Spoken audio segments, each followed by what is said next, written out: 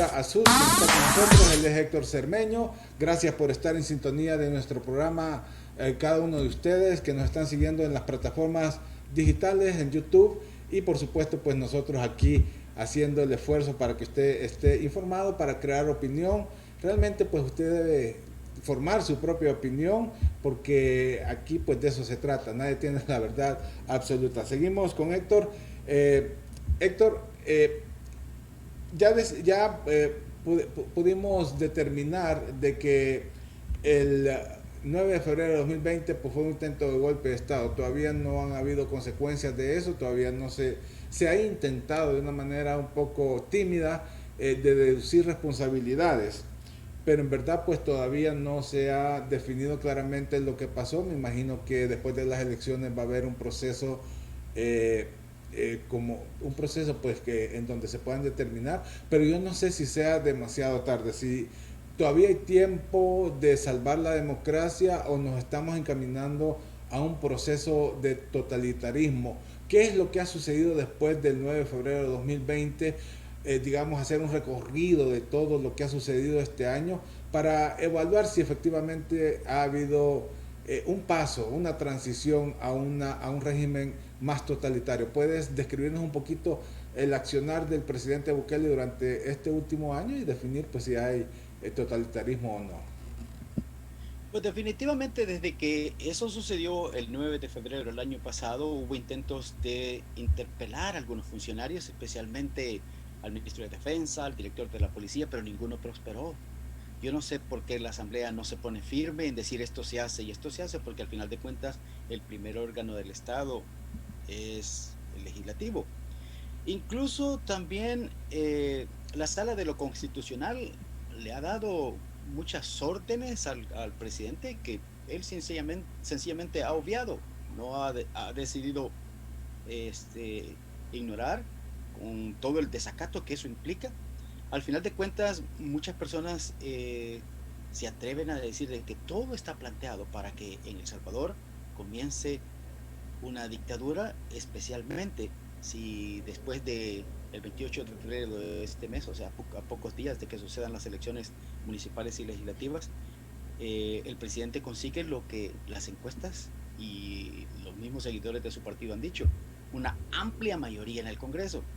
Pero al final de cuentas, todas las cosas que ha venido haciendo el presidente, especialmente esas iniciativas que se han marcado durante la pandemia, donde manejó, digo, por la emergencia manejó cantidades exorbitantes de dinero para cosas que no eran exactamente las que se habían pedido. Entonces, eso muestra como que está allanado el camino por parte del Ejecutivo para hacerse con el poder total de todo el país.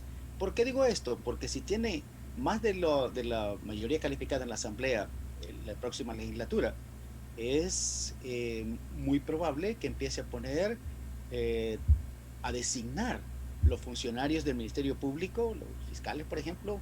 Muchas veces se dijo, no sé si esto será realmente algo que surgió desde el partido oficial, pero que ahora que Walter Araujo no va a poder ser parte de la elección y que no va a poder aspirar a un curul legislativo, que el presidente le ha prometido la Fiscalía General de la República.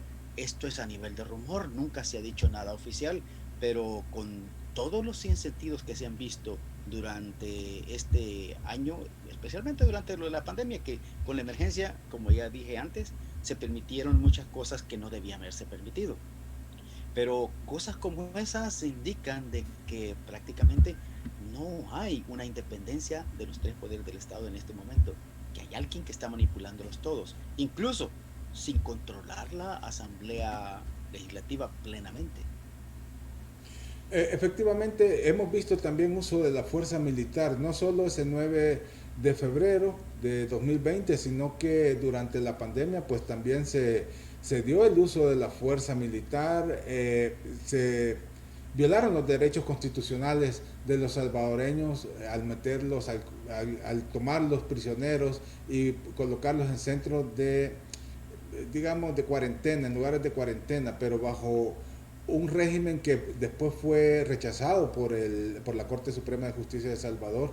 Y hemos visto pues que durante todo este año el uso de dos cosas muy importantes dentro de la narrativa de Bukele, o yo diría de tres. Uno, es la misma narrativa que se ha dedicado de insultar, ridiculizar, atacar a los opositores, el uso de la fuerza militar desde el 9 de febrero, este ha sido una constante que ha habido de parte de él, y lo otro pues definitivamente también avivar a las masas porque tiene una popularidad bastante grande y eso no lo podemos negar. El presidente tiene esa popularidad, pero al mismo tiempo es totalitario. Entonces, ese desempeño, ¿a qué nos lleva? ¿A qué situación nos podría definir, Héctor?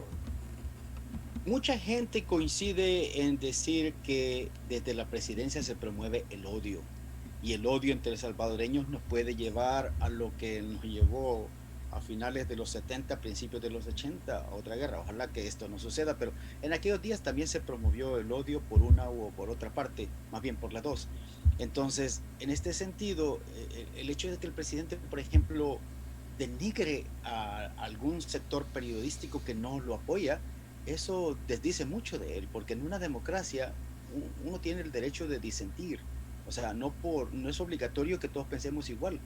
Entonces, hay muchos periodistas y efectivamente los de estos medios como la revista Factum o el periódico virtual El Faro, incluso el mismo diario de hoy, eh, se ha mostrado él muy duro con ellos. A veces no los ha querido ni siquiera admitir en las conferencias de prensa.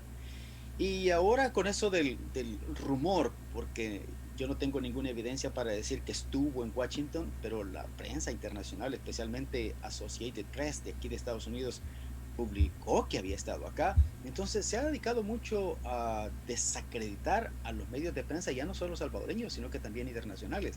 O sea, eso es algo que desdice de él como mandatario porque tendría que ser más conciliador y provocar menos el odio, ya no solo entre salvadoreños, sino entre las personas que no lo apoyan, que a veces son críticos, pero como insisto, todo el mundo tiene derecho a disentir, no solo en El Salvador, sino que en todas partes, porque donde no se permiten las críticas es una dictadura.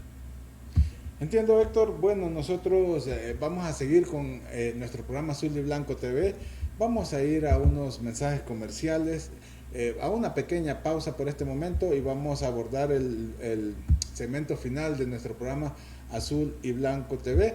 Gracias por estar en sintonía de su programa. Gracias por estar en sintonía de nuestra transmisión también en YouTube en vivo. Nosotros seguimos en Azul y Blanco TV